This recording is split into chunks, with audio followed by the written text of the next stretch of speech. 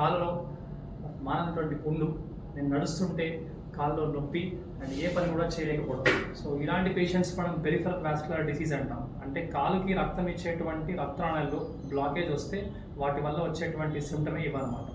పేషెంట్కి కాళ్ళ మీద పుండులు పట్టడం అండ్ దాంతోపాటు నడిచేటప్పుడు పిక్కల్లో కానీ లేకపోతే తొడలో కానీ బాగా నొప్పి లేవడము, ఈ సిమ్టమ్స్ వస్తారు ఈ పేషెంట్స్. సో ఈ పేషెంట్స్కి మనం పరీక్షలు చేసి పేషెంట్కి యాంజియోగ్రామ్ టెస్ట్ అవసరం అని చెప్తే కాలుకి సంబంధించినటువంటి యాంజియోగ్రామ్ పరీక్ష చేశాము. దాంట్లో కాలుకి రక్తం ఇచ్చేటువంటి రక్తనాళాల్లో బ్లాకేజ్ ఉందని కనుగొన్నాం.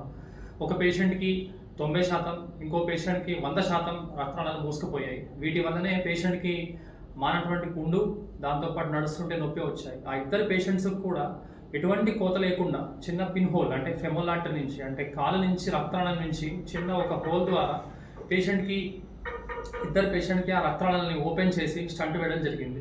సో ఎటువంటి ఆపరేషన్ లేకుండా నార్మల్గా ఇలాంటి పేషెంట్స్కి బైపాస్ ఆపరేషన్ అంటారు. అంటే కాళ్ళు యొక్క రక్తనాళాలకు కూడా బైపాస్ ఆపరేషన్ చేసి వాటిని ఓపెన్ చేస్తారనమాట. అలాంటి ఆపరేషన్ ఏమీ అవసరం లేకుండా కేవలం ఒక 30 నిమిషాల నుంచి 40 నిమిషాల్లో వాళ్ళకున్న బ్లాకేజెస్ని అతి తక్కువ ఖర్చుతో ఓపెన్ చేపించి 3 రోజుల్లో పేషెంట్ డిశ్చార్జ్ చేయడం జరిగింది. ఆ ఇద్దరు పేషెంట్స్ ఇప్పుడు లాస్ట్ మంత్ తర్వాత ఫాలోఅప్కి వచ్చారు. ఇద్దరు కూడా 2 కాళ్ళ కూడా పుండులు మానిపోయాయి.